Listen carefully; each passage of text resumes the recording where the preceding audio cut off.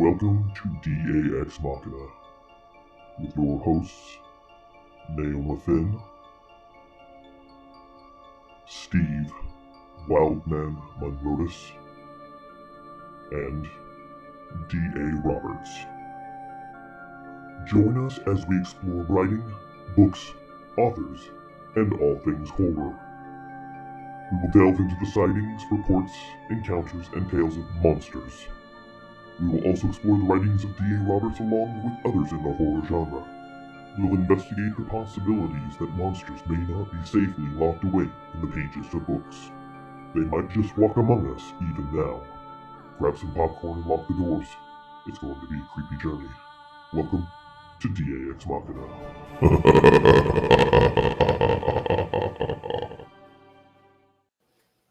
Good evening, folks, and thank you for joining us again on DAX Machina. With me, as always on Wednesday night, is my amazing partner in crime, Naomi Finn. And we have some guests in the studio tonight, and I think you guys are going to enjoy it. I'm going to turn it over to Naomi and let her make the introductions. Naomi, it's all yours. Well, right now we have with us Larry Porch from Beast of the Woods. Somewhere in his house, and who will be joining us soon, is Mark Newbill from Sawdust Beast. And a few weeks ago, when I was off on a Saturday night, I was out at the LBL with these guys, hanging out with these guys and having some fun around the campfire. And I understand that night, Larry, you guys had got a nice soundbite. Yes, ma'am, we did. We went and we did some calls, and we got responses for sure at one spot. I know some of the other guys said they heard something at another spot, but yeah, that's what we do a lot. We'll camp and explore during the day, and at night we'll group up and run around LBL trying to elicit a response from a call. Well, why don't you tell us a little bit about your group? Which, I mean, just everything that you guys, what is, it's not Beast. Oh my gosh, what is your Facebook group called? I forgot. Sawdust Beast. Sawdust Beast. So, this is Mark. Mark joined us. I told him you were running around there somewhere. So, wow, we already have a question right off the bat. That surprises me. But do you think doing calls can be dangerous since we are not sure what we are saying? Well, we like danger, but we have had a couple of responses that ended in a bluff charge, I guess. Oh my. Well, one for sure. Well, tell us about that. Mark's better at storytelling than me. I knew that was coming. Mark, you want to tell us about that? Well, we were fortunate enough to have a couple of gentlemen teach us calls. Now, they grew up in areas where Bigfoot were on the property, and so they recognized certain calls that got responses. So they started mimicking these calls. And so these are some of the calls that we use. We have also recorded Bigfoot calls, what we believe are Bigfoot calls. And so we also use those calls and to get responses. And we have been bluff charged. We feel like that it was a juvenile that we had hemmed up on the side of a cliff, and so it started throwing things at us and making vocalizations, and then all of a sudden, next thing we knew, we were getting surrounded by others coming to this one's rescue. Wow. And so really the best advice that I can give, if this was to happen to you is to give them a way out. You do not want to corner any type of wild animal. And so always give them an exit. And so that's basically what we did, was give this animal an exit out, and then everything calmed down from there. I know who the two gentlemen are, and I just want to say that one of them is actually one of my heroes. I've everything that I've ever heard him on. First time I think I ever listened to you guys was when you had him on your show. I just think the world of him. I think he's an amazing man. But I won't say his name if you don't want to say his name. Oh, it don't matter. I saw somebody in the chat said it sounds like Bigfoot Outlaws, and that's what it is. It's Baron Kumbo. So yeah. Well, I just think Kumbo is amazing. I love to listen to his stories, and I think that the knowledge that those guys have added to the community are just off. It's immeasurable. Yeah. Josh, thank you, man. He's give us a $5 super chat. Says I'll leave that to the professionals. I can barely ask for beer in Latin America. Well, if you ever ask a Bigfoot for a beer, you might not get one. But it might would not be pass interesting. the beer. Yeah.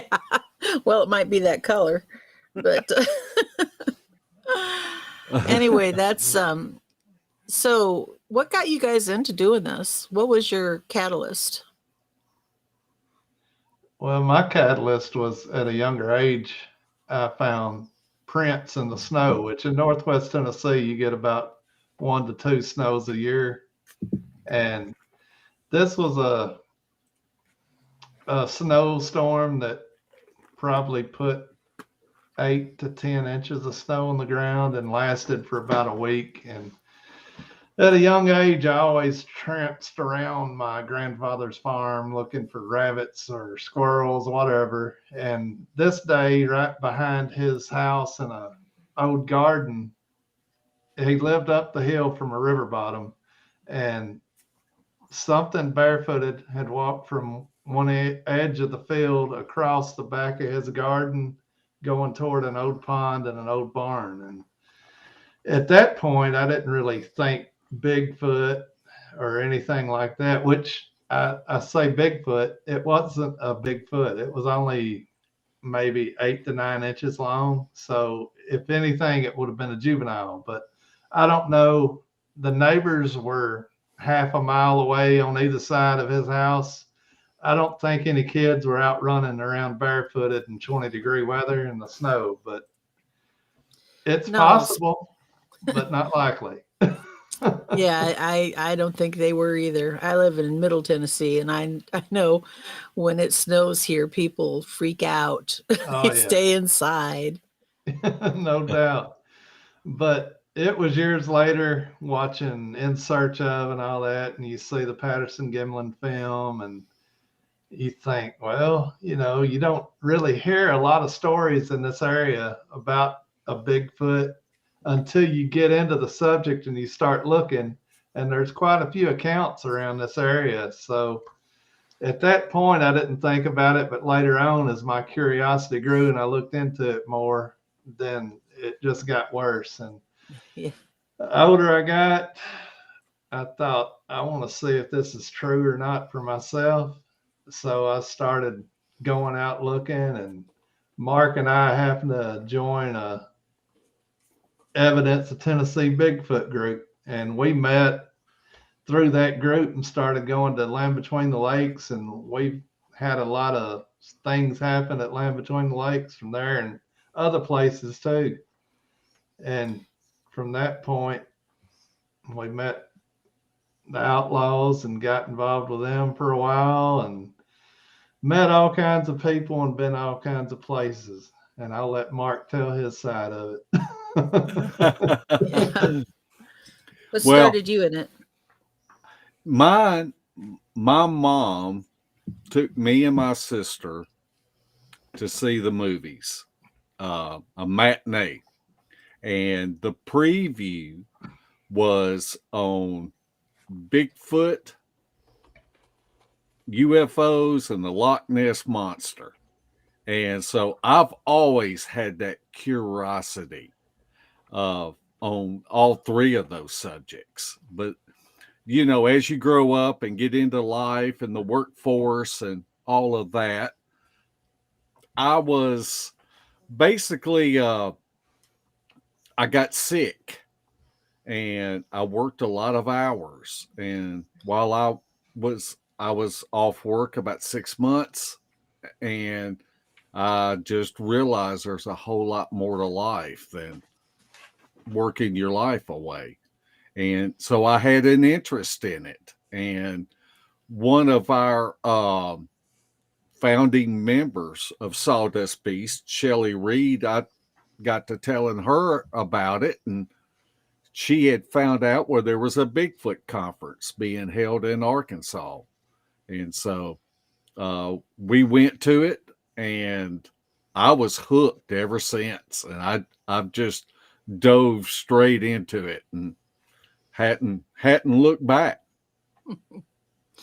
Yeah, some people live to work, others work to live. I'm a work to live kind of girl myself. I don't put any more hours in to anything that I'm not truly passionate about than I absolutely have to. Just real quick, Can Squash, that was my fault. They would have promoted themselves a lot better if I had been more on top of it this week. Unfortunately, my husband had an auto accident, and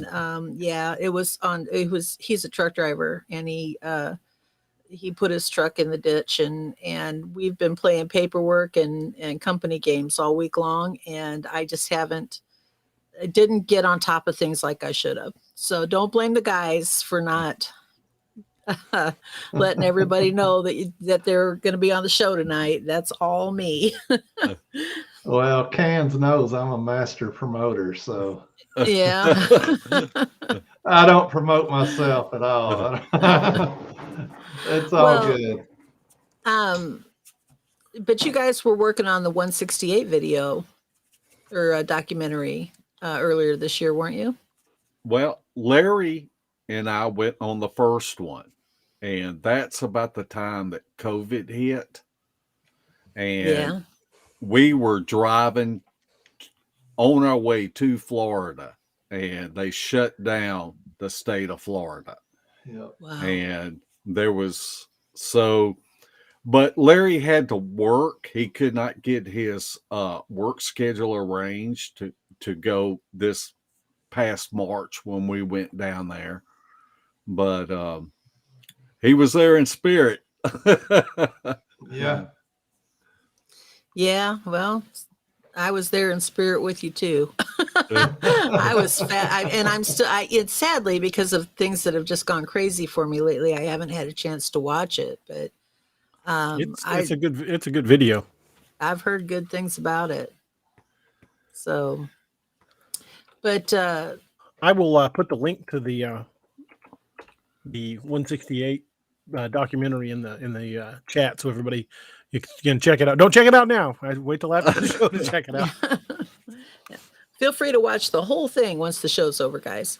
Correct. And if you're new with us tonight, hit that like and subscribe button. It does help support the channel. We appreciate that very much. Thank you. And I want to thank everybody for your prayers for my husband. I think he's going to be okay. He's got some aches and pains, and he's going to go to the doctor tomorrow. But I appreciate your prayers for him, guys. Thanks. So, what kind of excitement have you guys had at the LBL? I mean, what's the most exciting thing that's ever happened to you there? Well, we've had several things. Wait just a second. Now, when I ask you guys both a question, I know Larry's not going to answer, so I'm really talking to Mark. I'm the quiet one. I know. I love it when Larry gets thrown under the bus.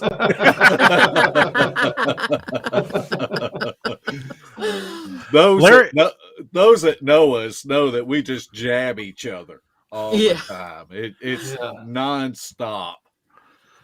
But Larry, I love those Bigfoot posters behind you on the wall. Those are cool. Where did you get Thank you. those? Actually, from a friend of ours, Doug Schroeder, who passed away about 8 months ago. Yeah. No. Yeah. Well, I'm sorry to hear that, but that was really cool artwork. Yeah. Yep. There's some more that you can't see, but Well, that's pretty cool. Got a question from the chat room. He says, Greg Price asks, of the two, Bigfoot versus Dogman, which are the more intimidating and or dangerous? Well, I guess first we have to establish that both species exist.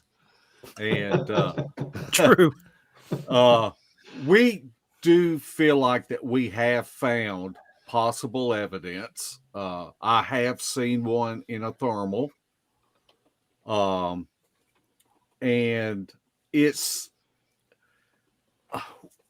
our little niche is audio, and we have probably reviewed over 15,000 hours of audio. And when you review 15,000 hours of audio, you have to listen to it second by second.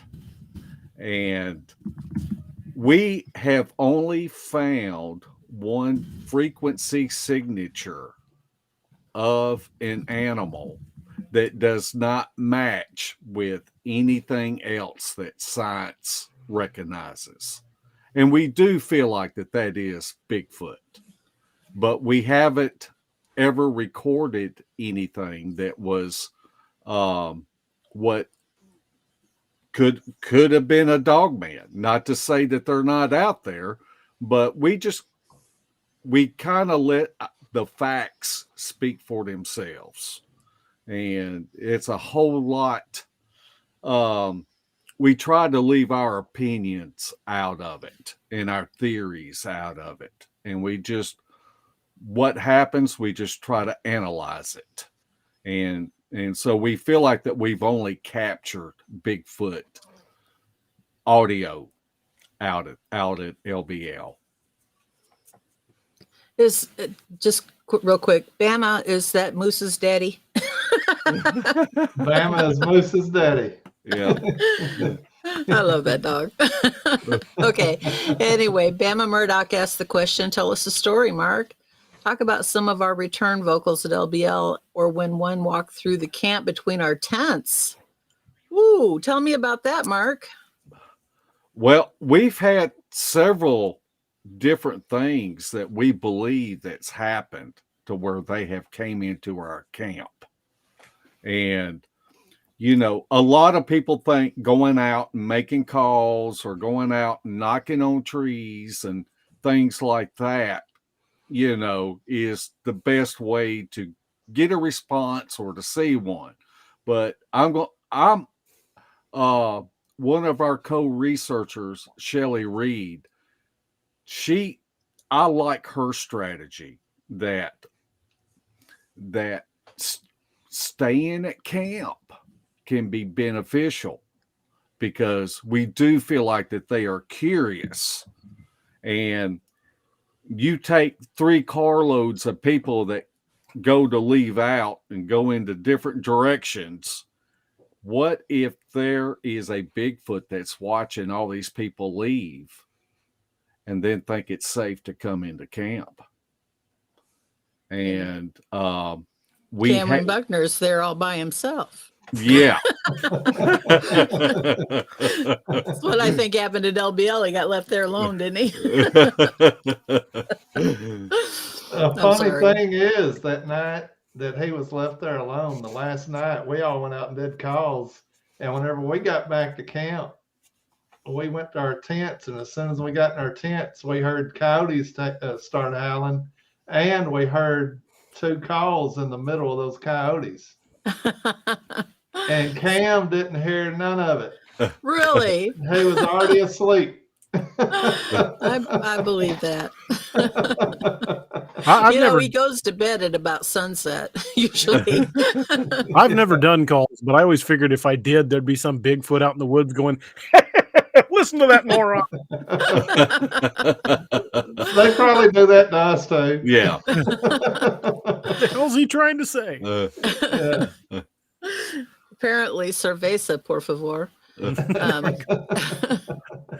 Gotta leave a cooler full of beer out to attract them. Yeah. So I've got this video that you sent us. I guess it's an audio of the 13 howls. Yes, we can play that. The backstory is we went to one of our spots that we have a lot of luck at. And Larry did a call, and Larry was operating the FLIR. And so we actually have the FLIR footage, and I've got it synced. Now, I did cut out Larry's call, but what is so interesting and what you look at, or there was deer out there in the field, and they were probably spread out about 100 yards. And whenever he made that what we feel like is a Bigfoot mimic call, these deer, instead of shooting off in the woods and to get away from the direction that Larry was calling from, they bunched up.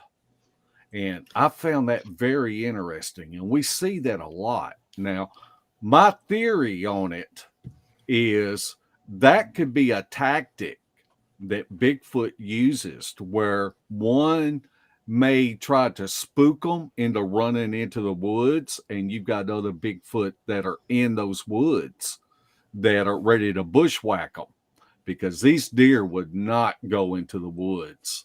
And how many times have you been out and seen a deer and they see you and they're gone?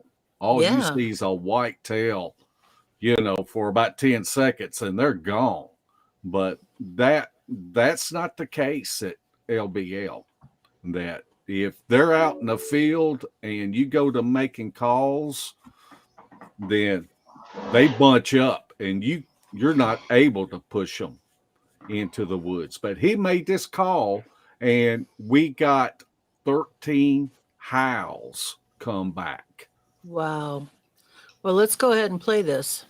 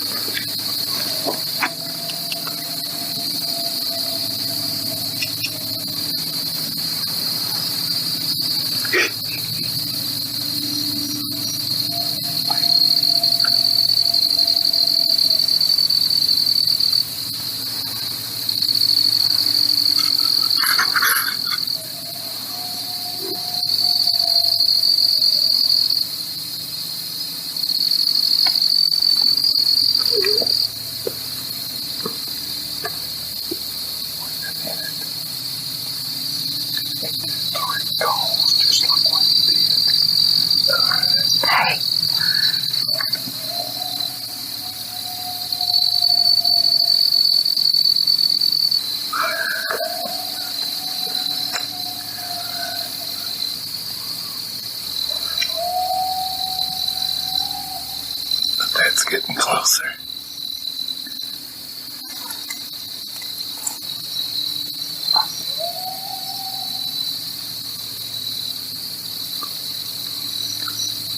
That's a bugger.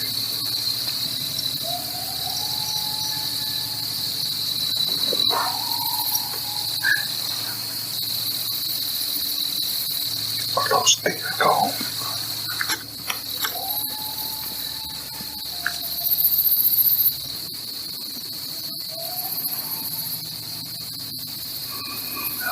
Down at the other end of the field. One of them is.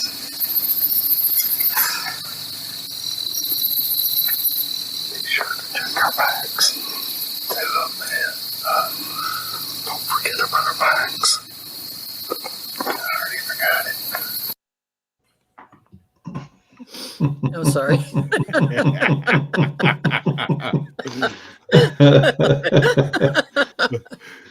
Already forgot it. Okay. That's how it is when we're out there. We're constantly jabbing. But, it is important that you check your flanks when you're out there, because you got to imagine it's pitch black, and the thermal is the only thing that's going to allow you to be able to see, what if something's trying to belly crawl up to you, and so it is important to do a 360 every now and then, and just to make sure And look up. Yeah, and and look up. Absolutely. We got quite a few questions to get to that I've been kind of ignoring. So, and after DA promised you that I wouldn't come at you like a reporter, all I've done since we started is come at you like a reporter. So I apologize. We'll train wreck eventually, and then things will get crazy. But the first one is, well, this one's for you, DA. It says, "Is it truth that I heard that Bigfoots kidnap people for alien grays?" I don't know how to answer that. There are lots of Native American legends of Bigfoot kidnapping people, and even some more modern stories of it happening. But I've never heard one involving alien grays. I think we're kind of mixing different groups there. That I don't. What do you guys think? I don't know. Okay, again, when he says you guys, what he really means is Mark, because Larry's not Yeah. going to answer. Well, I am an open book, and I will consider anything, but bring me facts, bring me a video Exactly. of something happened. Show me, prove it to me, and I'll accept it. Now, to be fair, Cam has a great story that I think he just added to his most recent video about some lights that you guys have seen that sounds to me like you've had a little bit of fact handed to you. Not necessarily about kidnapping, but you guys have seen some strange lights when you've been out there, haven't you? I did down in the Everglades on the 168. And I had to leave a day early to catch a flight. And the thing about it was I had spotted this. I do a lot of work with topographical maps and looking for pinch points and looking for things that where we have found sign before. And so one of my teammates, Stevie B, she lives in that area. She's about 2 hours away. Well, I would find these spots on the map and I'd send her out, and then she would do a live feed back with me. And she went to this one spot that I had found on the maps, and it was supposedly a campground, which it was, but it was closed off.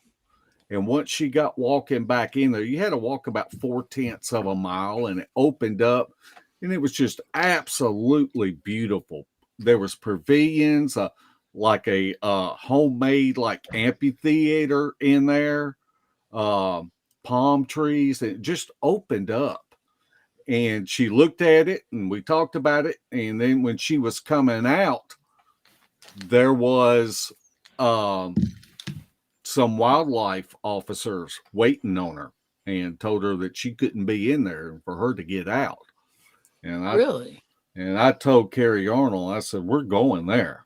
We're going to wait till it gets dark. If we got to have people drop us off and leave or whatever, I'm going there. Because they got that place gated off for a reason. This place looked almost brand new. And we see that at LBL, where you have activity happen. And next thing you know, they got a chain strung across the gravel road and you can't get back off in there. Wow. So we did see these lights. And what these lights are, I don't know. You know, I've heard people talk about maybe the lights are Bigfoot. Well, maybe they are, but I don't know. I do know, or I feel like that Bigfoot are curious animals. And if they see lights in the woods, they're going to come look at them just like we're going to come look at them, you know. So that's a possibility. But it was the first time that I had ever seen anything up close like that. And it was really amazing. At one time, we would see 3. And then we had one up above us that was moving around. And Barry Browning spotted that. But we went back, we reported what we found.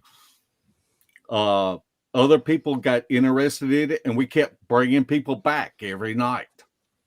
Different people. And there they were. It was like they were there waiting on us.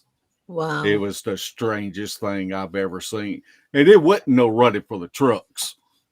Because it was, I mean, we were deep in there. And, you know, if something would have happened, all we had was each other. That's crazy. Mark Napier had a question for you guys. Says, have you ever been with Coonbo when he used the shofar? Oh, yeah. What kind of results did you get? There's been different results. And I know the last time, I believe one of the guys spotted something on a thermal that was coming up and staying behind a berm. But yeah, there's a lot of, it's something to witness to see him do that. Yeah. Yeah, I would love to be there for that. It has to be a specific type of horn that it's made from, though, right? Because there's 2 different kinds of horns that they're. One's one's a ram horn, and the other one is some kind of an African animal, right? Yeah, Yeah. that's right. And I couldn't tell you what it is at this point, but that's right. And it comes from the Old Testament, from Walls of Jericho, I think, and all that kind of stuff. Coonbo went into pretty good detail on our show whenever we did that interview, and I've heard Mark talk since then, so I forgot a lot of it. Well, I find that really fascinating. That I believe that may have been the show that was a 2-part show that I watched probably 20 times at this point, because it's so fascinating to me that I think the part 2 he went into more detail about it, but that just really interested me that he had that kind of response with the shofar. Well, the last time we went out, he tried to use it, and his wife wouldn't allow him to practice it at home. Yeah. So he was out of practice, so he couldn't ever get it to sound off right. So that night we didn't have any luck, but Well, I can see why she wouldn't want him practicing around the house. Yeah, I think he mentioned that it isn't an easy instrument to play. That's for darn sure. No. No. I wouldn't want to practice it around my house, and I live in town. Yeah. Yeah, I live a little too far out in the country for that. I have something knocking on. Well, I haven't for months now, but for a few months there, my husband is a truck driver. I think I mentioned that, and so he's gone 2 nights of the week, and every time he's gone, I get this. Well, it's more like a slap on the house, is what it sounds like. It's like man, it's jumped, and I went and. Nick Valente suggested I put some cayenne pepper out there, and I did, and I haven't had any trouble since. But I wouldn't want to do anything to draw them in, because I don't know for sure what was out there hitting my house, and I don't want to find out. Yeah. I tried when I was in LBL. I tried to draw something in. I took a dog whistle. Yeah. I've got it right here on my desk. It's attached to something and won't let go, but I tried a dog whistle and didn't get any results. You guys got to quit picking on Chick Feed. It wasn't her fault. It was mine. I keep seeing all of this stuff, and I'm like, no, Shelly didn't do that. But anyway, we had some more questions. Da, did you have? So most of them were just statements. I just put a few of them up there. Bama Murdoch says, "Well, don't blow that dang Aztec death whistle. You'll be crawling with big bobcats." No doubt. Have you Lanita come says- across? Oh, go ahead. Lanita says, "Mark, next time you and Cam come, make sure to bring Larry. I'll cook some good food." I've heard about that food. I tell you what, Lanita, boy, man, I tell you, she brought a smorgasbord of food. Yeah. That's She pretty my cool. friend. And Cam Yeah. don't like eating either. So I've rarely met a meal I didn't like. I've met a few that didn't like me. Mostly from Taco Bell. Yeah. yeah. Anyway, I'm sorry, I'm reading a message. I shouldn't do that. You guys have done a lot of research in the LBL, correct? Yes. Yeah. Okay. Which have you had more response from an LBL, Bigfoot or Dogman? Bigfoot. Do you guys do research more toward the north end or the south end? South. Yeah. Because Yeah. when I was in LBL, I was in LBL back in July for 4 days and 3 nights. I was in the north end, and the weird thing about the north end is I didn't see deer, I didn't see squirrels, I never saw a single animal, not even roadkill while I was in the north end. Yeah. It was really bizarre. Oh, here's a funny story about the North End. We went up there doing some calling, and we're not that familiar with the North End, but we went to the North End and we got around the nature station. Mhm. Isn't that right, Mark? The nature Yeah. station? Yeah.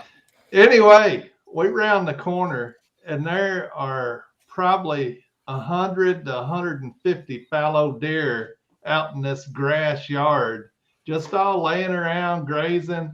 And I'm like, dog man, huh? We're going back to the south end.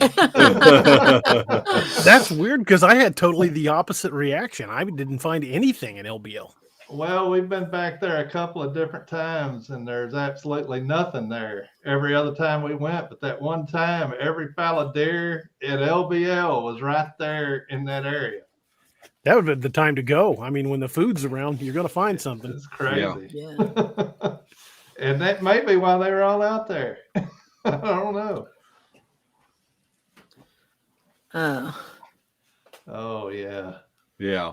We did do that. I need to do that too. That was my whole goal, and I never actually found the site. It's real easy. Mark I came can tell you. real close to it, but I didn't find it. Well, I we'll know show it it's- to you. Well, I would love to. I'd love to come down there and go with y'all.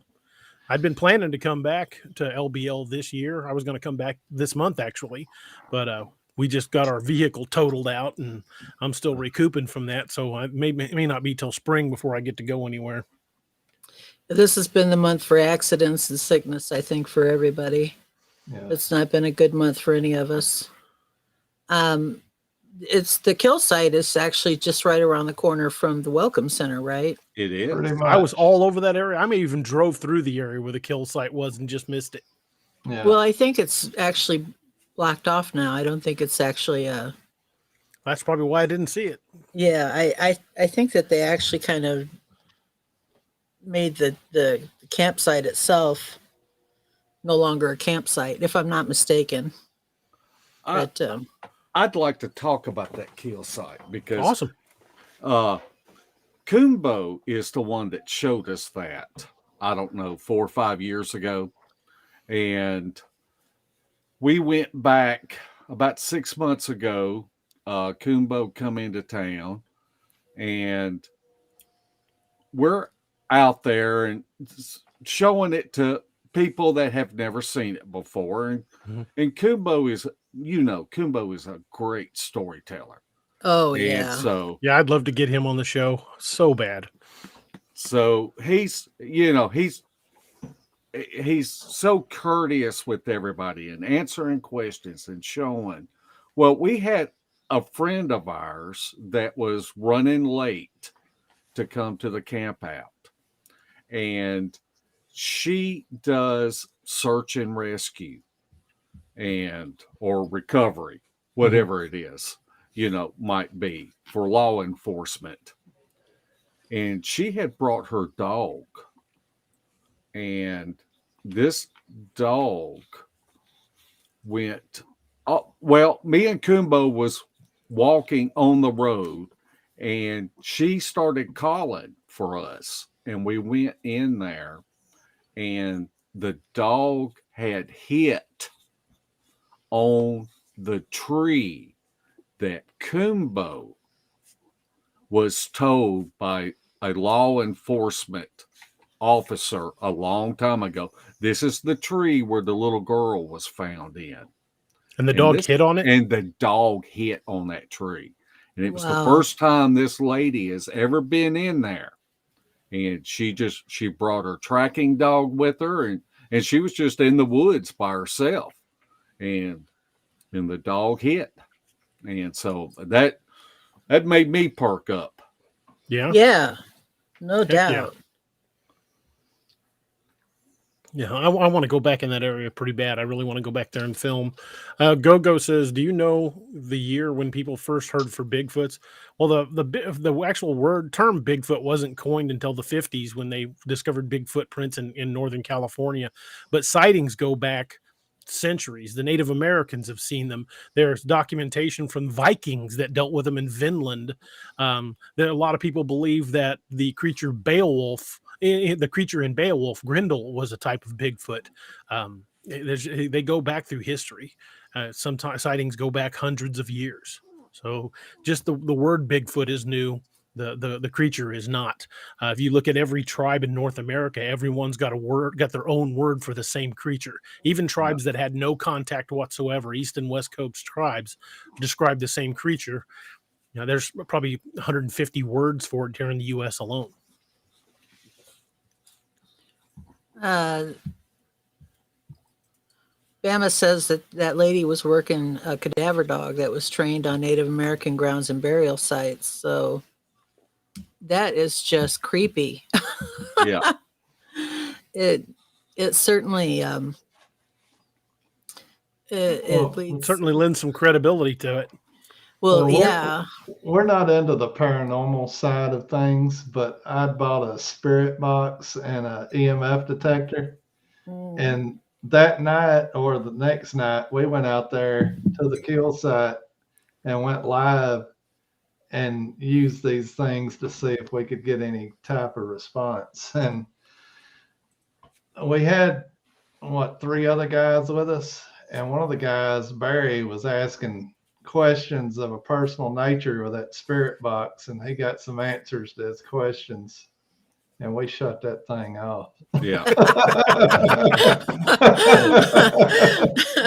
It's like me the one time I played with the Ouija board. As soon as it started moving on its own, I packed it up, I put it out in the garage, and it went in the next garage sale.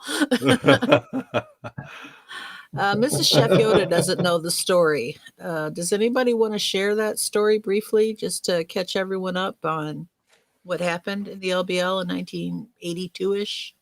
I'll let you, Larry. Okay, well, briefly, this family went to the Land Between the Lakes, and they'd got there a few hours before sunset, and were setting up their RV at this spot. And the mother and daughter were in the RV. The son and father were outside leveling and getting firewood, that type stuff. And a creature supposedly come out of the woods and killed the son and the father, and then tore into the RV and killed the mother that fought him supposedly, and then took the little girl, and they found her body up in a tree. And there is no news reports of this, no newspaper articles or anything, but it was supposed to have been covered up by the land between the lakes, the local police and state police of that area. That's it in a nutshell. When I went to LBL, I was asking a lot of questions across the canal over in Grand Rivers, and in Mhm. Grand Rivers, people didn't want to talk about it. I got tossed out of a store because he didn't want me talking about it in his store. I Yeah. talked to a deputy sheriff who told me to drop it if I knew what was good for me. Really? Even after I told him I'm a retired cop, he didn't want none of it. Told me to go away. He didn't want to talk about it. But just a little ways away, what was the name of that town? Paducah. Paducah. In Paducah, everybody was like, "Oh yeah, I know all about the story." And I heard so much stuff from people in Paducah, but in Grand Rivers, they did not want to talk about it at all. Yeah. Yeah. Grand River is definitely a lot closer to it than Paducah. Yeah. So And if it was true, those local people don't really want to rehash it. and I find that interesting because one town to the next will be so different about this kind of thing. There's a place called White Bluff, Tennessee, and I'm Yeah. sure you guys know of it, where they Yeah. have the White Bluff Screamer, and all you have to do is say Screamer in that town, and someone will sit down and tell you the story. Where Yeah. you go to Grand Rivers and you say Beast, and they're nope, I ain't having nothing to do with that, and it just fascinates me. In Paducah, a guy told me a story that happened to him when he was on one of the lakes. He said he just opened up and started telling me about it. He said one night he was fishing and he kept hearing something splashing in the water, and he was only about 20 yards off of the shore of LBL. So he clicked on his spotlight and shined it over there. And he said, for the first, I thought it was a guy until it stood up and I saw its golden eyes and it was looking right at me. And then it waded into the water. I said, "What'd you do?" He goes, "I got the hell out of there. What do you think I did?" He said, "I thought that thing was coming out there." Yeah, it was an I got to go moment. Yeah, he's like, "Suddenly I don't feel like fishing anymore." There have been some legends and stories about Bigfoot killing people in the LBL, though, haven't there? I mean, I don't mean to draw up untruths or anything. If I'm wrong, please tell me. Well, But I don't know about Bigfoot, but I do know that Kumbo told us another story about a bow hunter, and they believed that was one of those man dogs. Oh, wow. Okay. For some reason, I was thinking there was a guy who was sitting in his rifle. And That's a story about the guy that was sighting in his rifle at the quarry, and they found him folded up behind. Yeah, I heard Kumbo tell that story on Bigfoot Outlaws, but I don't think it was at LBL. I don't remember where he said it was. Yeah. Oh, okay. Yeah. That's a great story, though. Yeah. I was thinking that was at LBL, but I could be wrong. So you guys went down to Brown Springs. You've been down there a few times, haven't you? Well, Hey, I have. What was that like? I have to work. I tell you, it was really interesting, and I didn't know it until I was down there. That was the place where Larry's hero had his tiger farm, the Tiger King, and What's that guy's name? I don't know, but I don't know. Him and Larry exchanged pictures and stuff, so he'd probably tell you. We're just pen pals. You're not dating or anything.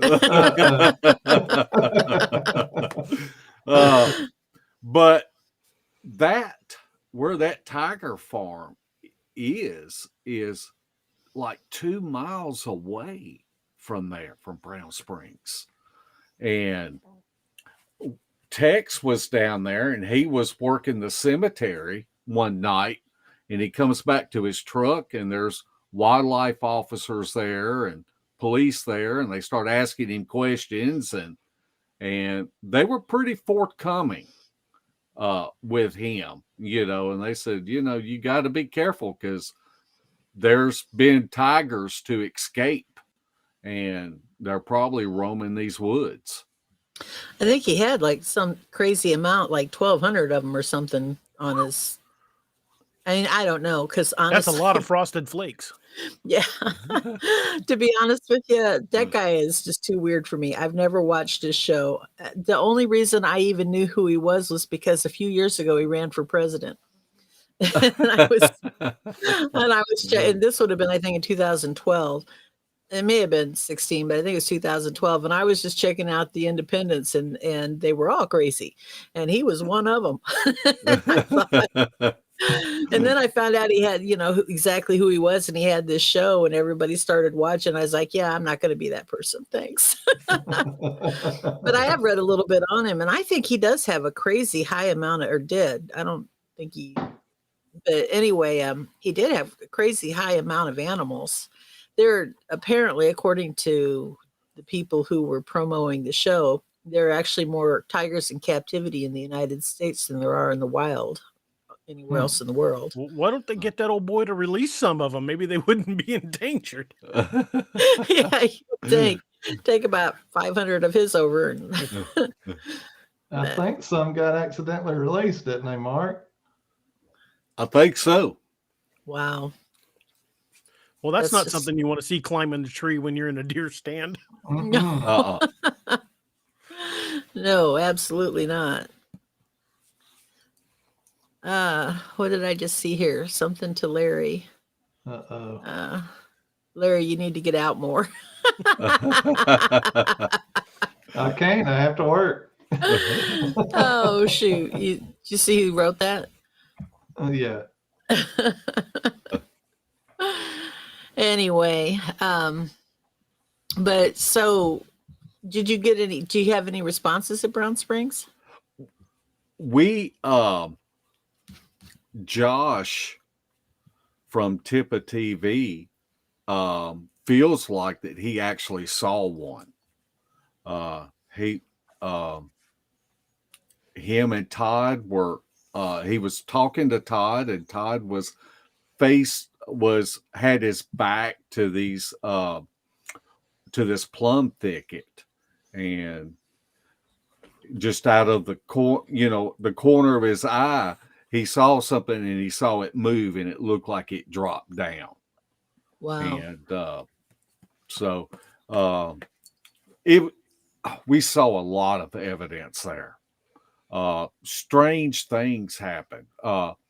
Josh had sent up the drone, and when it wasn't just a couple of minutes after he had got his footage and set the drone back down on the ground and was putting it up, fighter jet,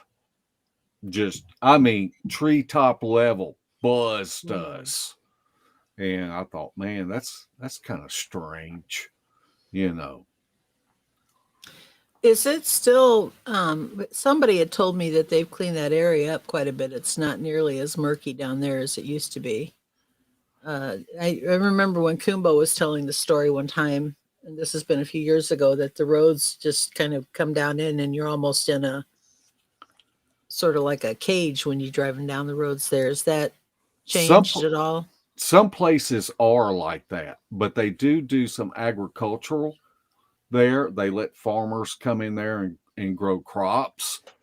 And so that's, for me, that's a good thing, because if you've got some fields in there, you look for the pinch points to where they can avoid going in the fields and using the woods. And if you got a little sliver of woods in between two fields, that's a good place to set up for some surveillance. Wow. I wanted to take a second to thank Patty Figueroa for the super chat. She says, awesome show. Thank you, Patty. You are awesome. We got some more videos here that you guys sent us, and I was just wondering what one I should bring up next. All right, let me get my mouse and I got coyote howl. That's something that we can show later. I tell you, we don't take ourselves too serious, and when activity starts ramping up, I think playing Spencer Tree Fall, and Larry can give the backstory on it.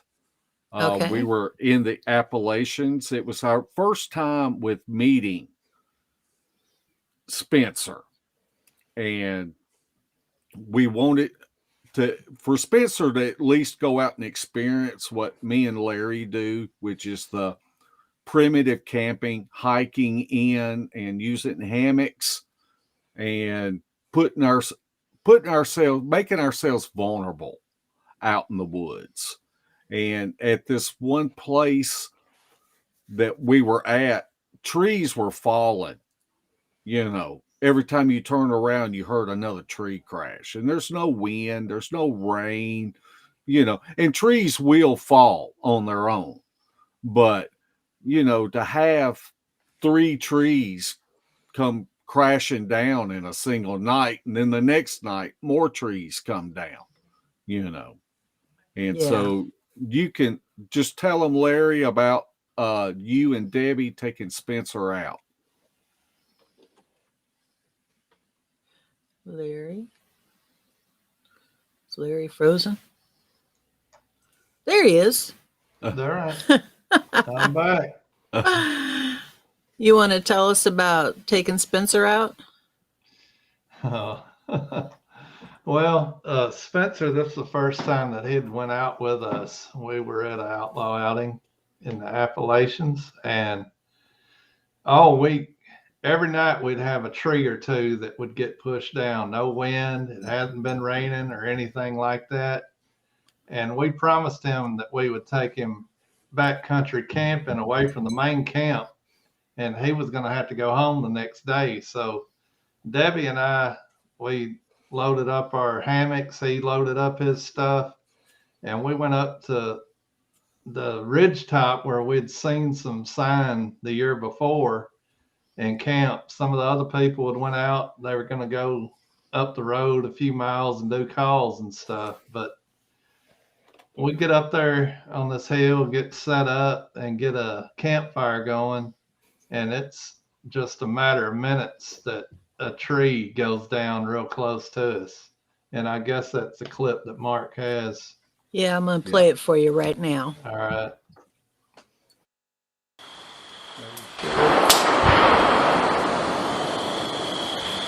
That was a tree, right?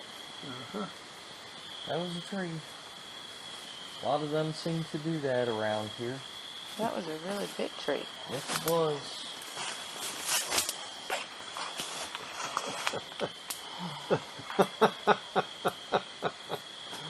Oh, I love it. You must have a boring life. It's great, man. That was a really, really, really big tree.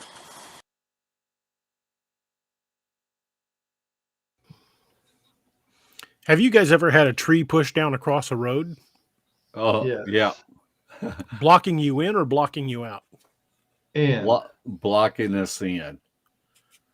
That to me, that seems like they're trying to set a trap. Yeah.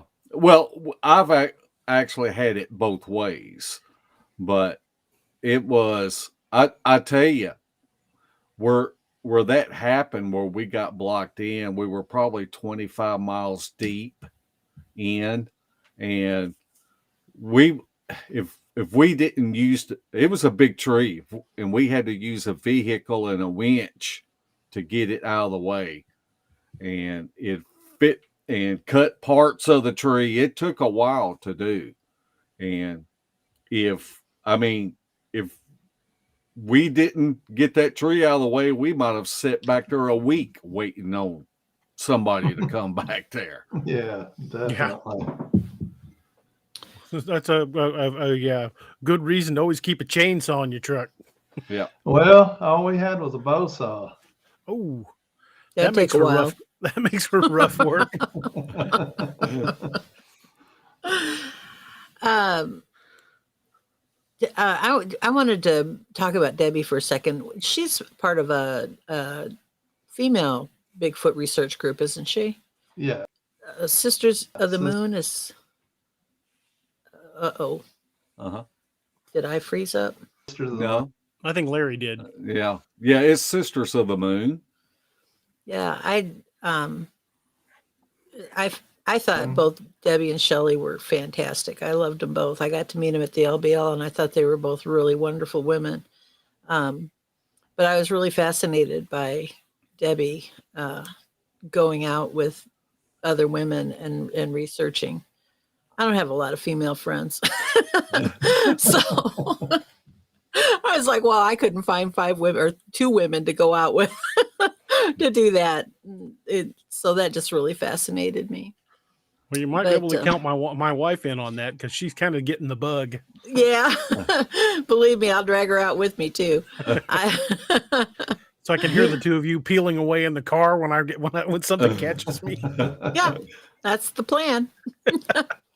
You know, if you just think about it now, if these creatures are as intelligent as what we feel like they are, and you have to know that they're self-aware of their surroundings.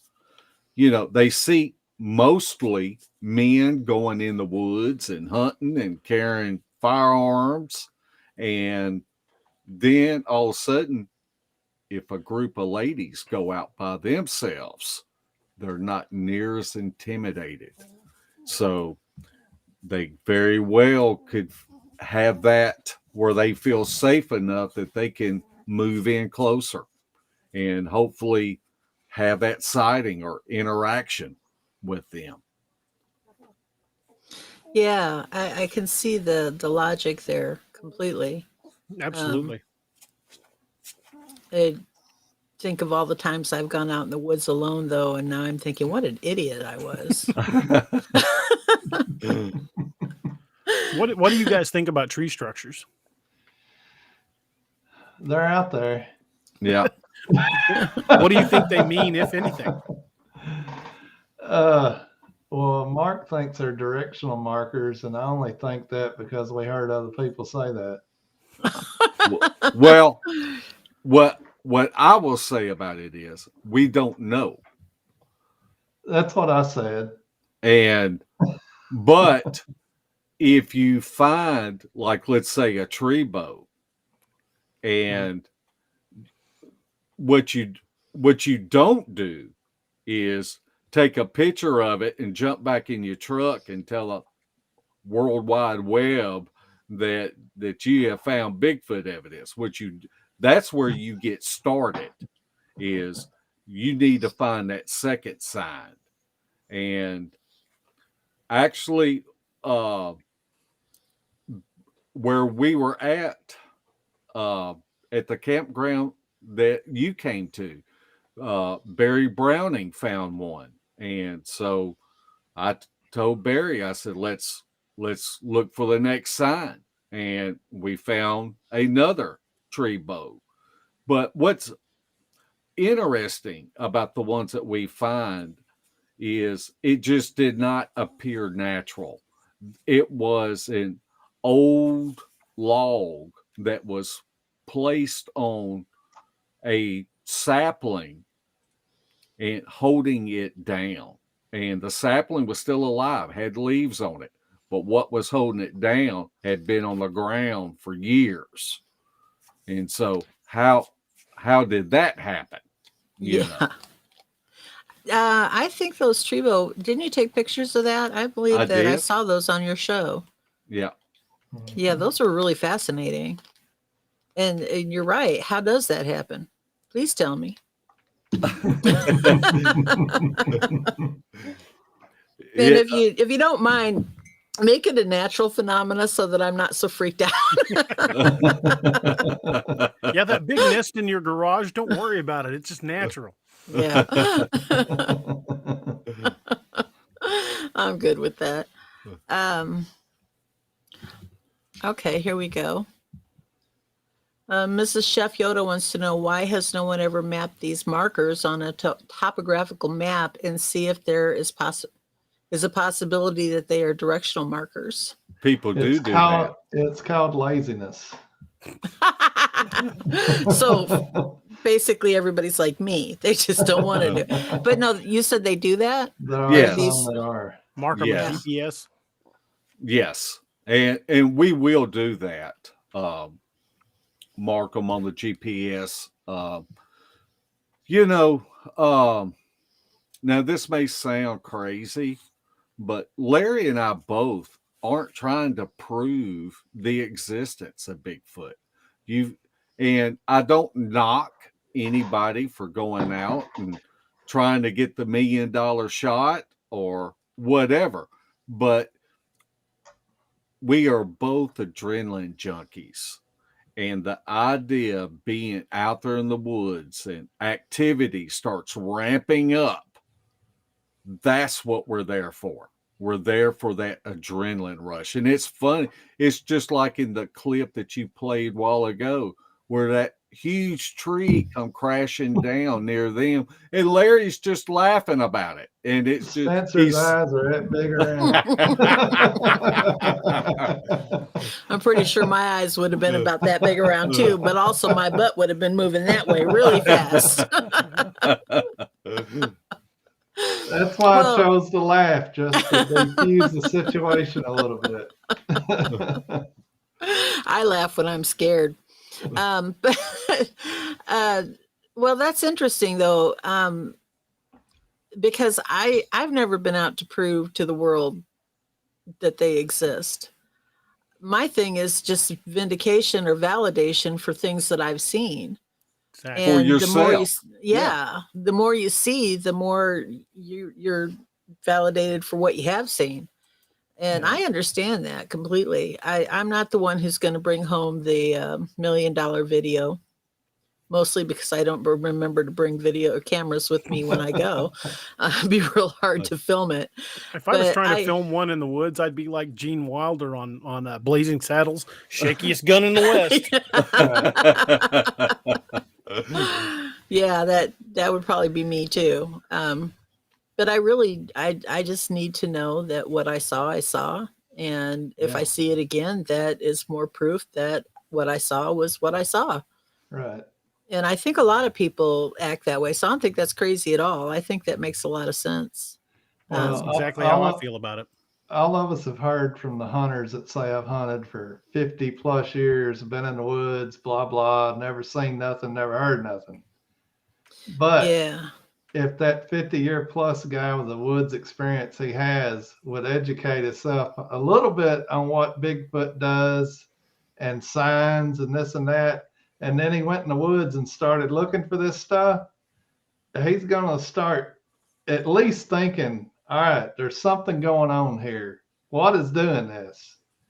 And that's where we were at years ago and got the curiosity. What is doing this? I want to see for myself. It ain't that we're crazy and kooky. It's just that we have a curiosity and we want to know. The world's not exactly as most people picture it, that we're the king of the hill. Mm-hmm. There's stuff out there that we just don't understand. One of my first experiences in the woods that really got me to thinking I could have an encounter of my own was getting a 12-point buck stolen. Yeah. It was just gone. Yeah. Same thing happened to Kerry Arnold, where he had his sighting. He had lost deer and over years, and it makes you think they're probably sitting there watching those hunters. And they're probably thinking, oh, here comes the one that feeds us. Yeah. Right. I think they've come to associate gunshots during deer season with a dinner bell. I agree. Yeah. Bear do. Why wouldn't Bigfoot do it? A lot of guys I know that I've taken encounters from, it was during deer season, and a few of them were in deer stands when they had their encounter. So I think they're very well. We know they're active during deer season, but I think they keep an eye on hunters and wait to take the kill because it's an easy kill, easy meal. Right. Work smarter, not harder. Well, and any anytime in nature when you can avoid possible injury, you always go for that avoidance, because in nature it's a lot harder to heal than it is to go to the hospital and Yeah. get your broken Yeah. bone set and a cast. And although Mark- I'd sign Bigfoot's cast if he had one. Mark Napier asked, could tree structure, if I could speak English, could tree structures be choke points to slow ambush deer? We have found things such as at a place that we call Titanium Swamp. And I have never seen so much of these ambush spots where they were taking limbs and bending them over and then sticking other saplings and in there to where they could hide in there. And it was where game trails would come and intersect each other. And Larry, how many did we find in there? Probably 10. Yeah, it was a lot. It was a lot. And it just makes you think it was tree manipulation. No doubt. It was a sapling thicket, and they took these saplings and they would weave the tops of them where they were folded over. Almost like you could, if there were ferns or anything like that around, they could have laid it on it and made a little hut out of it. Making a deer blind. Yeah. Basically. That's what it looked like. That's smart. That's definitely an intelligent hunter that knows enough to make a deer blind. Right. Yeah. Well, DA, would you like to do the gift card giveaway? Absolutely. Everybody in the chat room, go ahead and make sure you're active in the chat, because Nightbot is going to select a random winner here in just a few minutes for a $5 Amazon gift card. As my wife would say, coincidentally, any of my books available on Kindle are $4.99, but it's a $5 Amazon gift card you guys can use for anything you like. And Nightbot will be picking randomly here in just a few minutes. How about we do it at 10:15? That way everybody's got a chance to get a comment in. You don't have to say anything special, just random keyboard clutter. But as long as Nightbot tracks you have said something, you'll be in the drawing. Even if you just say hi, Miss Neoma. Exactly. While we're before we get to that, and something I neglected to do earlier is I wanted to give Mark and Larry a chance to talk about their shows. Absolutely. Mark, you want to tell us about Sawdust Beast? Well, Sawdust Beast was created because we were going out and setting up audio recorders at LBL. And these recorders would run for about a week before the batteries would die. So you're getting 110 hours. And we'd pick them up. And like I said at the beginning of the show, that when you review audio, you have to listen second by second. And there was no way that me, Larry, and Shelley could analyze all these recordings. And so we thought, let's just start a Facebook group and see if we can recruit people. You may have somebody that may be homebound, but they want to contribute to the community. And this is a way that they could. And BEAST stands for Bigfoot Evidence Analyst Sawdust Team. And so that's how we got that started. And I have to blame Larry for these. We did evidence videos, but I got to blame Larry for these podcasts because that was his brainchild. And tell me when your podcast airs. Thursday nights, 8:00 Central Time. Tomorrow night. And tomorrow night, we're going to have Kerry Arnold and Bradley Hatcher on. Oh, no, not Bradley. Bradley. Is he wearing his salmon colored shirt? He calls it salmon, but I call it pink. That'll be fun. But Beast TV, Mark's podcast. Well, it's our podcast, but it's on Mark's channel. But I'd watched my son play video games on, what was it?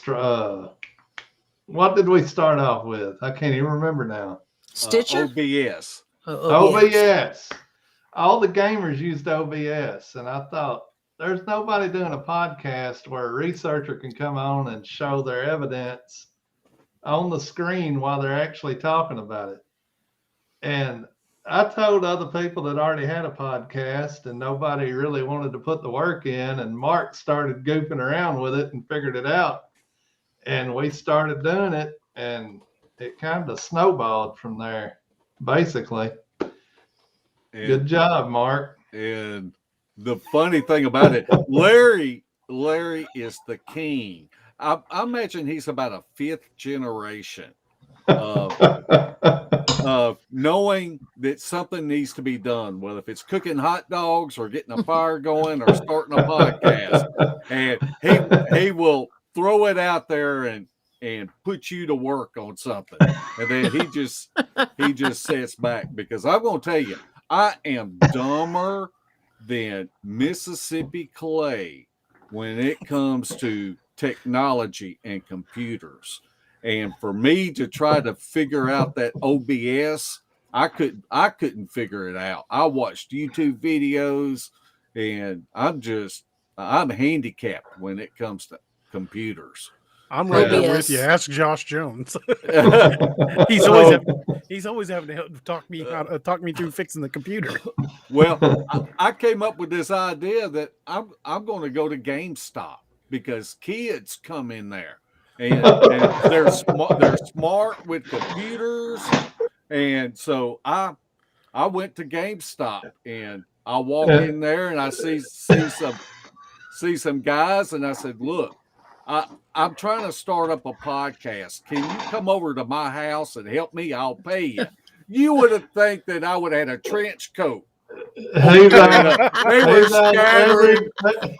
were scattering left and right. And then I'd find somebody else, and I'd do the same thing. Next thing I know, one of the employees is coming up to me. Like, can I help you with something? And so Mark can't get within 300 yards of a school now. But we figured it out. I struggle with OBS. I've been playing around with it for months. I need to go to one of those places and get myself on the predator list so I can get some help. Well, luckily, Google Hangouts ended the OBS run whenever it changed formats, and then we swapped to StreamYard, and yeah, Mark has to do less work now, and he's happy about it. I'm pretty happy with Restream. I really like the way it works. Nightbot has informed us that Christy Leslie has won the giveaway. So congratulations Christy on that. And we won't tell anybody, Christy. No, we won't. But if you'll contact me, let me find it. Where's my stupid email at? It's on here somewhere. Trust me. There it is. If you email me at daroberts@daroberts.net, or if we're friends on Facebook, send me a message and I will send you a $5 code, which coincidentally is good for one of my books. Pure coincidence, folks. Just absolute coincidence. Was not thought about in advance at all. No. Accidental. 100%. Christy's going to buy me some chili, is what she said. And it's funny, Cam Buckner got to witness that. Yeah, that's true. Chili fest. Oh, I love a good bowl of chili. Yeah, one of my favorites. Piles on the ground or not? Oh. Larry, when we were at the LBL, Larry comes into camp and he sits down with a big old plate of food and looks up at me and says, "I haven't got to meet you yet, and I'm a fat woman." And I'm watching him eat food. And I'm thinking, you did that backwards, buddy. You should have handed me the food, then introduced yourself. Friend for life. Well, I didn't know if you already ate or not. Yeah, so. No, I actually, one of those rare moments when I really was too nervous to eat. I was so intimidated by you guys that night, it wasn't even funny. Why? Well, I mean, I've been doing this stuff alone and not just kind of feeling my way around and being stupid for 30 years. And I was there with the experts that night, and I was just so intimidated. I know you're not supposed to use that word. Yeah, I know you're not supposed to use that word, but I mean, you guys are the big boys, and you know what you're doing when you go out there better than I do. And I couldn't have eaten if I had to that night, but I couldn't I couldn't resist teasing you either. So that's my nature. Hey, that's all good. That's what we like. Definitely. Oh, shoot. But, well, I know that Larry has to get up at 5 o'clock in the morning. He's probably getting a little bit tired. He ain't rubbed his head yet. When he starts rubbing his head, then, okay, well, I'll watch for the head rub. We've got another clip that you can play. Bigfoot versus human. Yeah, I saw that.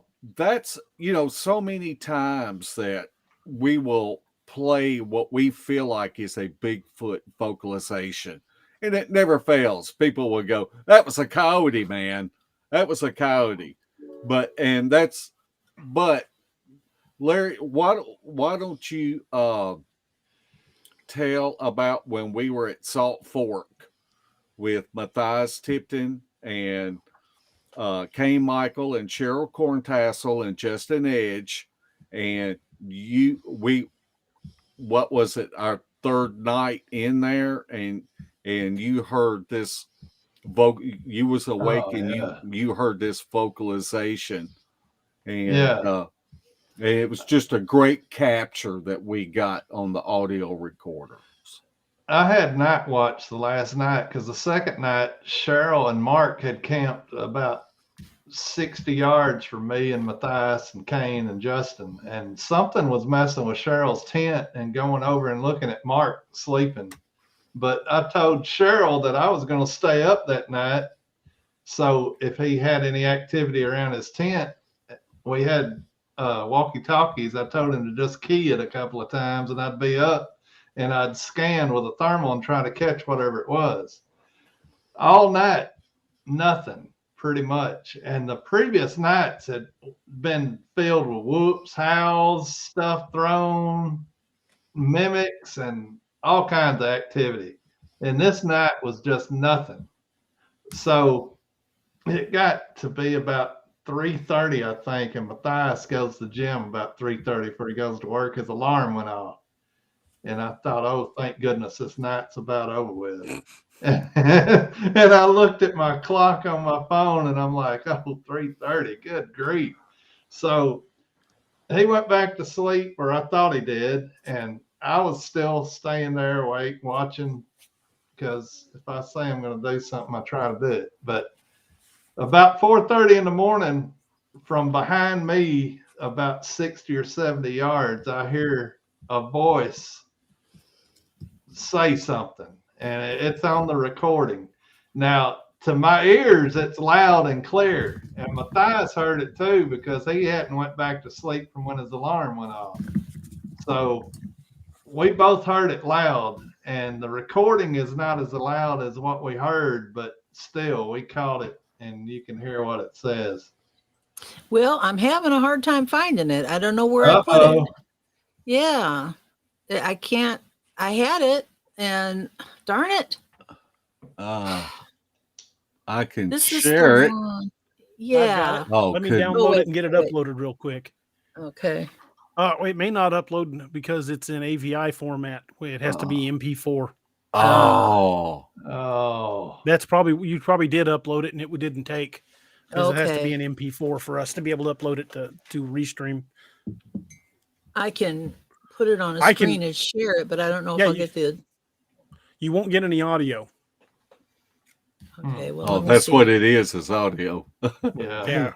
You can play it, but we wouldn't hear anything. Darn it. And Mark, what did it say? I can't remember. I used to say what it said, but I don't remember exactly what it said. But or something like that, wasn't it? Yeah. It was more pronounced than that, but it seemed as if the thing was disgusted that we were still in there. They tried for 2 nights to run us off, and this night he just let out a disgusted, like a sigh or something, and that was it. I'm gonna, you guys talk amongst yourself. I'm gonna play a little game with my computer here for a second, see if I can get that to come up. Okay. So keep, just DA. No problem. Well, I was trying to start the video, but it didn't want to play on my end for some reason. You should be able to play it on your end, Naomi, and just share it. And Josh says it should do the audio. Okay, if I play it, you mean share a screen? Yes, definitely. Okay. Well, if you can get that set up, I'd like to hear more about that bluff charge you guys were talking about. That happened down in Georgia, and Bear was making some calls, and we had this one that we feel like was a juvenile that was pinned up, and it first started throwing things. Oh, I'm so sorry, guys. And it was we were on a bridge, so we really didn't have an exit route, and we always keep one person that has a parabolic or a recorder with earbuds in, because if you're recording and you got earbuds in, it increases your hearing about 10 times. And that was Shelly's role that night. And she just kept hearing things moving all around us that we couldn't hear with the naked ear. And then she'd come up to us and tap on us and saying, there's something right underneath us, Yeah. And we feel like that the other Bigfoot knew that this thing was pinned up, because one of them especially was just screaming like a banshee coming our way. And I snuck off the bridge, and I went down the road and got around a curve by myself with a thermal and lay down in the grass, because I thought, if this joker comes, he's going to cross this road where we can't see him from the bridge. And so I just laid down there in the grass and just used a thermal and try to catch them. But that was a pretty exciting night.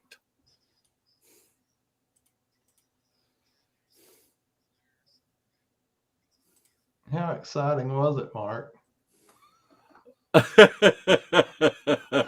It was exciting enough that some of our friends got into a vehicle because they were closing in. And I know Kane Michael kept going, there's something right there. There's something right there. And actually, Cheryl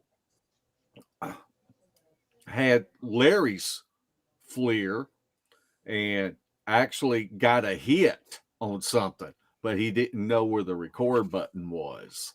Right. And so by the time that Larry got a hold of it and got it recording, then it was hidden again. The funny thing is, whenever we reviewed the audio or the video from that, the thermal, we could see eye shine right below the bridge. Whenever you look through some of the guardrail, you can see eye shine that we didn't ever notice while we were out there. She's working on it. Look, she's working on it. I've got it ready to roll if you guys are ready. Yeah. All right, I'm going to play it. I think I've got audio. You ready? Go for it. Mm-hmm. Here we go. Clip you're going to hear was recorded early Monday morning. I'd stayed up most of the night because Cheryl had activity around his tent the night before. We were trying to capture something on the FLIR, so I gave him a walkie-talkie. I kept a walkie-talkie. But all night it was fairly quiet. It was around 4:30 Monday morning. We got this vocalization. It sounds like something saying something. And we know for sure that it wasn't any of us.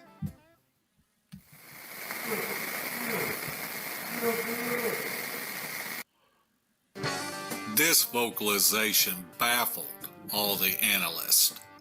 Sawdust decided to mimic the voicing to compare on the spectrogram the differences between a human's signature frequency and the actual vocalization that was captured. Observe the differences between the two.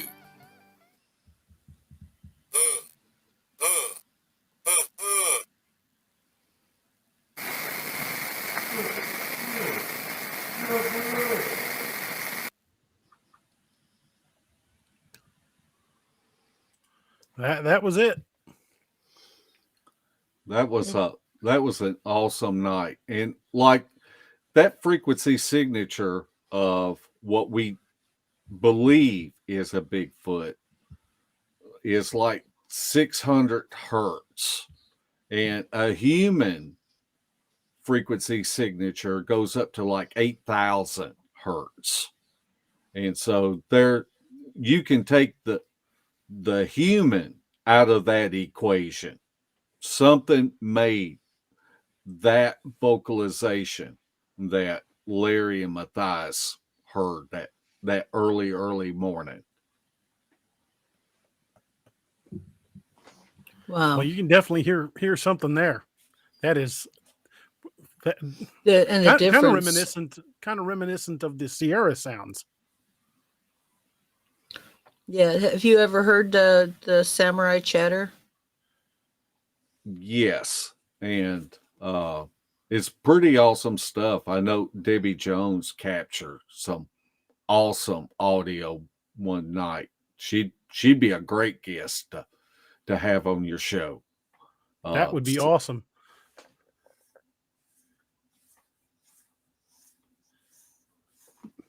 Naomi, we might have seen if we can make that happen. Did you freeze up? Or did I? I think Naomi froze up. I think she did. No wonder she wasn't answering.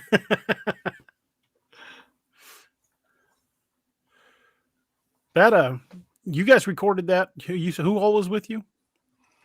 It was Matthias Tipton and Kane Michaels research area in Salt Fork up in Ohio.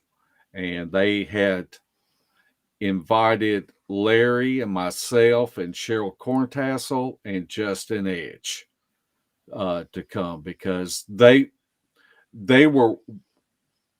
felt like the facts that they were seeing in the field, and they wanted to share them with other people to see if they came to the same conclusion. I'm going to tell you, that was the most activity that I have ever had on an outing. I'm talking about from 20 minutes into the woods, and it took about 2.5 hours to hike into this place. And we were on the edge of a cliff. I mean, there wasn't no running. I mean, we were pinned up, on this cliff, and it was just activity the whole time we were there. Wow. That's amazing. Did I locked up again? No, I hear you. Larry's audio. Think we lost Larry. Okay. Oh. It's that time of night when lost his audio. When everybody on my screen is frozen but me. And as usual, he's back. Say something. There we Larry. go. I was just going to say that they'd spent a lot of time patterning them and felt like that we could get in front of them is why they invited us up there to do this trip. And from the moment we got, 200 yards in the woods, they were snapping tree limbs, whooping and everything. And the first night we got in there and got set up and everything, Kane come up with a great idea for us to get in our hammocks and act like we were asleep and not build a campfire. And I was all for it because I was wore out from walking in there. So I got in my hammock and I really sewed my part and I went to sleep. And About 2:00 in the morning, I felt something poke me in the leg. And I wake up and there's no campfire hardly at all. And all I can see is a silhouette. And it's not tall. And it's sitting there just looking at me. And I'm like, what am I looking at here? I thought, is this a juvenile coming in here messing with me or what? And then it leans forward and says, Larry, are you awake? It was Kane. And I'm like, dude, I told him the next morning because he was just telling me the activity was picking up and he wanted me to wake up so I could see it. And the next morning I said, dude, I almost kicked you in the face and rolled out and shot you with my pistol. and Matthias said, he come over there and did that crap to me too. Don't you guys set some rules when you go out? Well, Don't poke the sleeping armed guy. That should be a universal rule. You should always know, don't ever poke the sleeping armed guy. Luckily, I'm not jumpy, so he was all right. Yeah, I am jumpy. He would have had a bullet in the face before I had time to. I would have thought I was going to. I probably just would have wound up flipping the hammock. That was my number one plan: kick in the face and roll the other way. Have you guys ever felt like you were being hunted? I have not. I haven't either. I felt like that we have been watched. There's been many times that where we know something's paralleling us and keeping a close eye. And, you know, it's like if you're, I was out with the group one time and we kind of stopped and I kind of told everybody, I said, we're going to take 25 steps, count 25 steps. And then just stop. And then we'll see if we can hear anything else moving. Because if something's following you, they don't know that you're going to sit there and just stop. And you'll hear that other footfall or two more footfalls. And so that's a good little tactic that you can try if you're out in the woods. And usually after the first 2 times you count to 25 and somebody else takes that extra step, you drop it down to 10 because you find out one of your guys can't count to 25.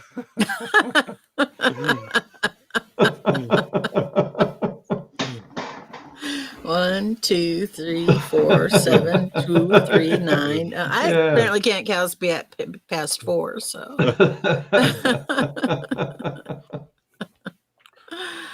Oh shoot.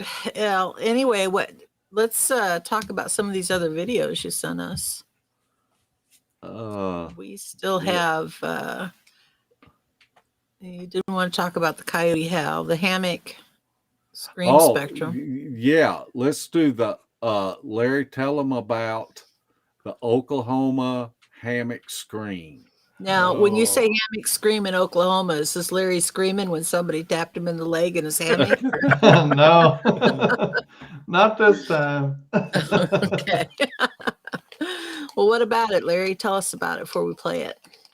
We had gone over to Oklahoma. They were having a Bigfoot conference, and Mark was speaking. The Sisters of the Moon were speaking, and this area was very active area, and Mark had been there previously. This was my first time going out there. So Mark came up with the idea of camping away from everybody else across this creek that was there. And we went over there, scouted a little bit, found where there's this one little ridge that runs through this creek bottom away from it. So we camped below this little ridge and set up our hammocks, and we went and did our thing back at camp with everybody, and we hung around with the Sisters of the Moon or along this creek. We were able to throw rocks into the creek, and something was throwing rocks into the creek from the other side, which was nothing but a sheer bluff that was probably 100, 200 feet tall. Yeah. No really way to access it. But as the night went on, that kind of ceased, and we all decided it was probably 12:30, and some of the people had to get up early and go present and stuff. So Mark had brought his four-wheeler, and me and him got on the four-wheeler and rode back away from camp across this creek. It was shallow enough you could ride and not float away or anything. But as soon as we got to our camp and shut off the four-wheeler, we heard a scream that was loud. And we had to have drove right by it because it was at the creek where we had just crossed. And Mark and I looked at each other, turned our lights off, and we got in our hammocks and went to sleep. Your answer to everything. And about 2:30 that morning, I was awakened by something that smelled really bad. And since we'd camped for a couple of days, I was checking myself to make sure it wasn't me. And it wasn't. I heard something whenever I woke up, start walking away from the head end of my hammock. And I tried to turn. I had a flare in the hammock with me. I had a pistol and a light.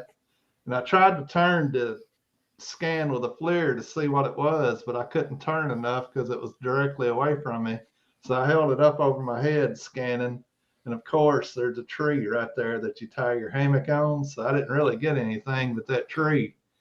But when it heard me moving, it stopped wherever it was.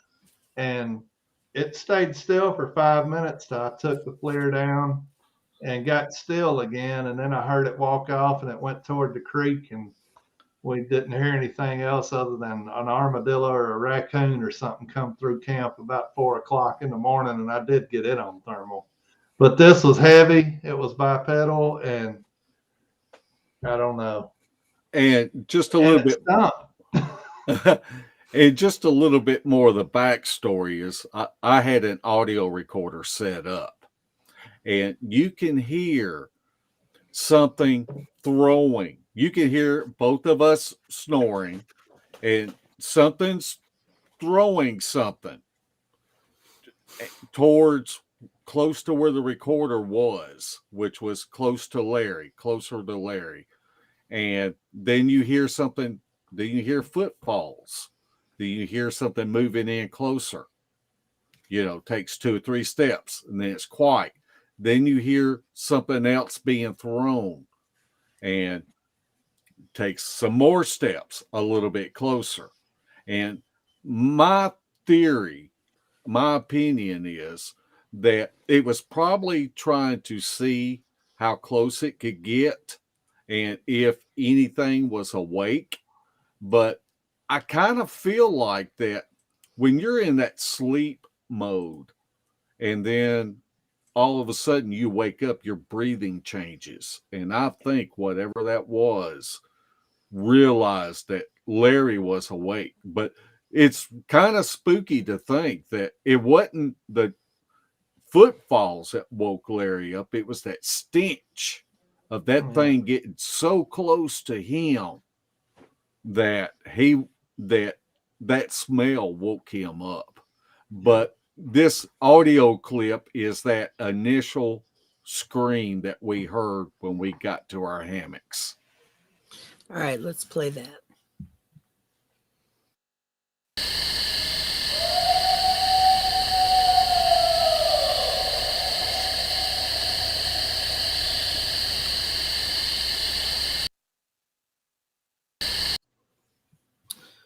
Wow, let me play that one more time.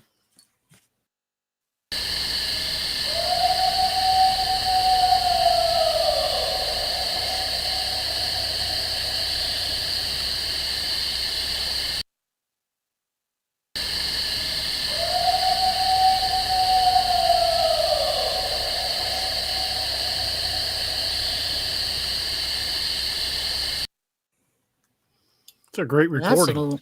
Yeah. Yeah. That's an alarm clock for you. No kidding. Yeah. It was wake up with the pucker factor. Yeah. You hear about people talking about these screams that they feel in your chest, and it was that kind of scream. I feel like if you would have had your hand on a tree, you would have felt the vibration through that tree. It was that powerful. And And it just shows how Larry and I are both so nonchalant. I mean, we were slap worn out. Larry kind of had a sinus infection, and we were both ready to go to sleep. And I saw his light look up at me, and I looked at him, and then we just we're about 50 feet apart, and we just start kicking off our shoes and just climb in the hammock and go to bed. And believe it or not, after that thing woke me up and walked off, I went back to sleep. It didn't bother me that night, but days later, after I thought about the stench and how close it had to be to me, and it was probably standing there looking down at me, it bothered me more days later than it did that night. It might have been close enough to reach over and slap that FLIR out of your hand. It probably was at one point. I believe that would have been a butt puckering moment. Mark and I weren't close enough even after it happened. I didn't wake him up and tell him what happened. I didn't tell him till the next morning that we had a visitor. Wow. You know, I wanted to point something out. When I was a kid, my parents took me to the Rocky Mountains for the first time. I was about 7 years old. I had a little camera, and I was taking all these pictures of the mountains because I was just so amazed at how big they were and how majestic. And then when I got my pictures, they weren't nearly, I mean, you know, in the pictures, it just didn't capture it. And I want to point out that these audios are astounding, but they can't be anything like what you heard, Right. you know, real life. Because there's a big difference between what we're hearing here and what you guys hear out in the field. Yeah. Well, it's kind of like going to the zoo. I took the kids to the zoo when I was little, when the boys were little, and I shot audio and video of a tiger, and it growled while we were standing there. And when I played the video back later, it was not nearly as impressive as it was in real life. Yeah. And in real life, I mean, I felt it, like, you know, it like growled straight at us, and the boys were like, "Whoa!" You know, they were all pretty small, but when you played back the video, I was like, it just doesn't seem that as impressive. It didn't even seem that loud. Yeah. But in person, it was like very physical. I mean, it was you physically reacted to it. I'm like, oh, time to go. The boys were in a stroller. That thing's going to eat them and me. Oh, no, that's, you know, that's just it. Is these audios are amazing, but they're nothing like what I'm sure you guys actually experience. So, well, you know, and that's the importance of trying to capture something. And audio is some of the best evidence that you can get. I mean, if it hadn't have been for that, having an audio recorder going, you know, all we would have had was just a story, you know. But, and to be able to go back and review that audio and hear something throwing sticks or pebbles or whatever and moving in closer, you know, that was something that we didn't even realize. We were both still asleep. that's just amazing. How you guys could be so blasé about it. I would have been like freaking out, like, oh my God, did I get that? Did I get that on audio? You guys are just like, yep, we got to scream. Yeah. I would have been. I had the rocks thrown too. Is that part of the same thing, or did we already do the rocks thrown? That we haven't done it yet. The backstory on that is Larry wasn't with us. It was me and Shelly Reed and Debbie Jones, and we wasn't. This was at a different time, but we wasn't 100 yards away from where this happened with this Oklahoma hammock scream. And some of us were going to go out that night, but like I said earlier, Shelly likes being at camp and seeing what tries to come into camp whenever everybody leaves camp. And so she went to the tent, her tent, and something was throwing rocks at her. And there's a little island there, and I've got a picture where you can actually see what it looks like, but where it was coming from on that island, it was like something was hiding behind the berm of the island and then throwing rocks towards the tent to see if maybe to find out whether there was somebody still in that tent or not. Well, since I'm not involved in this and it's my bedtime, I'm gonna bow out.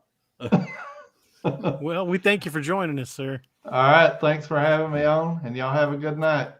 Thanks, Larry. Good You too, night. sir. Thank you. Thank you for joining us. All right, I'm going to go ahead and play this. Okay.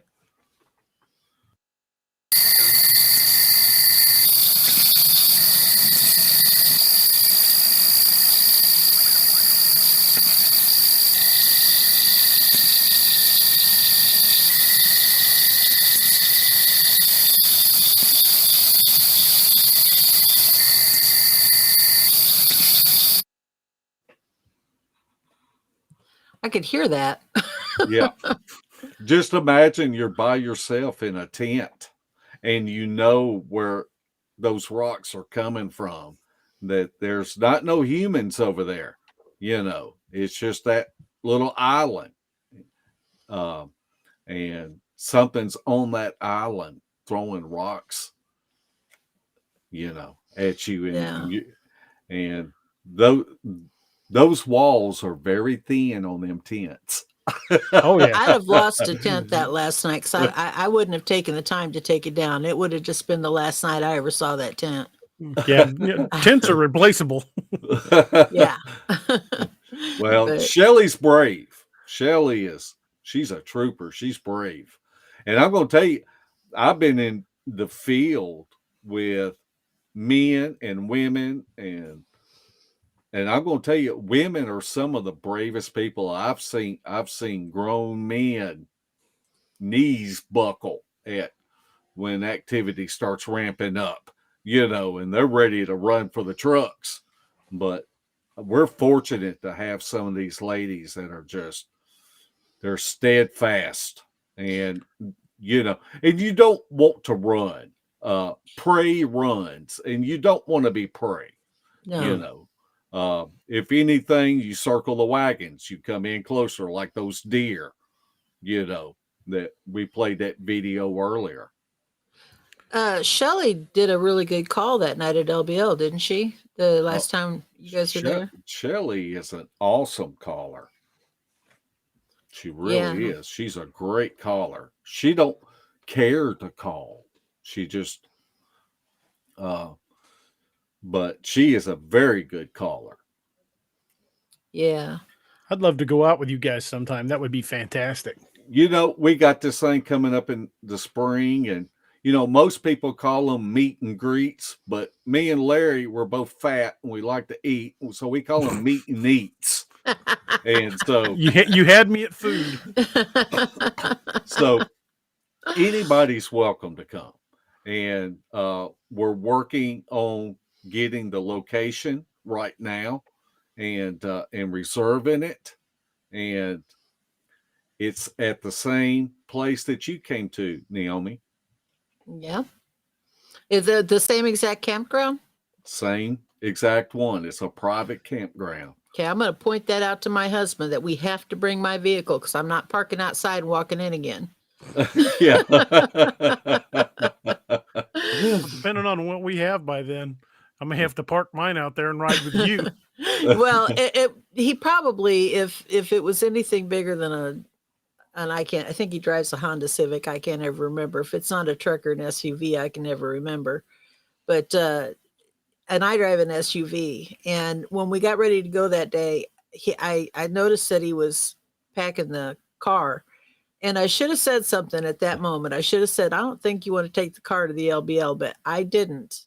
And we got down this road, and it's not a bad road. There's just a couple of places where it kind of dips down, and you already bump your backside in that car anyway.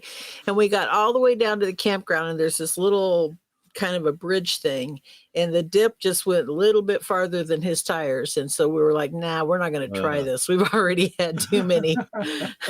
We're like a couple of frogs going down that road, bumping our butts all the way. So, but you know, the funny thing about it is, and what I think I appreciate you guys most for is, he is not into this. In fact, he didn't even know I was into it for the longest time because I was too timid to tell him. And when he found out I was in it, I was impressed that he didn't, you know, laugh at me, because I've been laughed at so much of my life for it. But he didn't react to it either. It wasn't until I got involved with Cameron Buckner that he started to pay attention.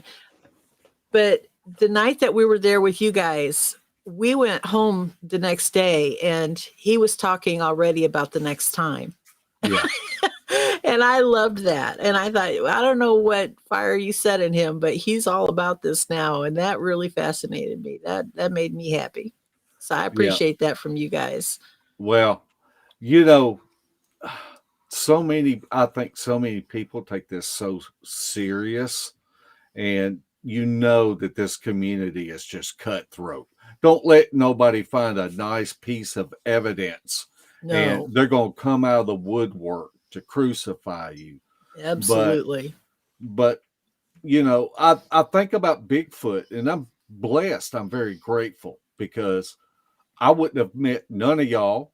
Shelly is the only person that, because we went to school together, that I would have never met. Larry or Debbie or Bama, Spencer, you know, Rodney and Karen, all these people, you know, I met because of Bigfoot. And I don't lose sight of that, and I appreciate that. And I call it camping with a plus. Yeah. Because I love to camp, and I love to put myself in a position to where I can have an adrenaline rush, and we're friends.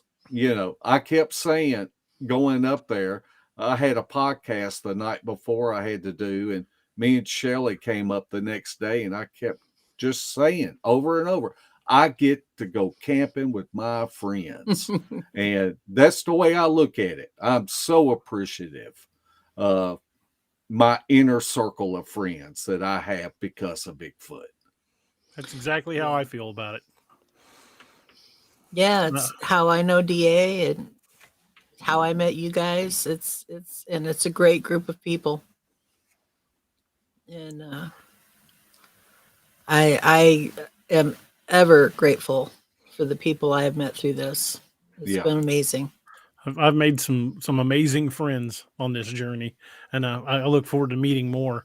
And I don't play into the, like you were saying, you know, the whole group of people that are into cryptids in general is very cutthroat, and I don't play that. I don't knock anybody up for any of their beliefs, you know, and I expect the same courtesy out of them. And if they want to just fuss and fight, they can go fuss and fight somewhere else. Because I enjoy sharing the stories, and I enjoy hanging out with friends, and I have a good time doing it. Yeah, absolutely. That's the right attitude. Best attitude you can have. I hate to cut this night short, but I've got a husband who's in a lot of pain, and he's been so kind as to stay out on the couch for the last 2 hours so I could do this. Well, tell him tell him thanks for me. I will. Yeah, and I hope he heals up, because he's a great guy. I'm glad I got to spend time with him. He's a great guy. He so enjoyed you guys. I mean, he really did. He talked about you for days afterwards.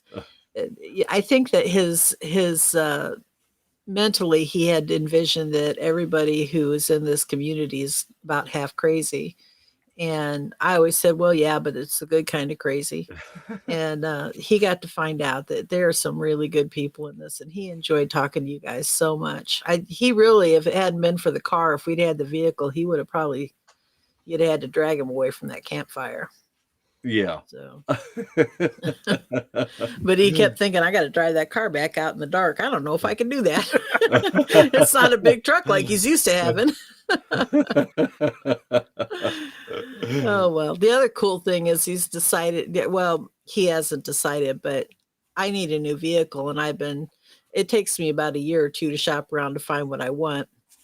And I've been looking at trucks because I lived on a farm my whole life. I've always driven trucks and SUVs, and he's always been like, no, you need a car. Now he's like, yeah, maybe you need a truck. So that was really good too.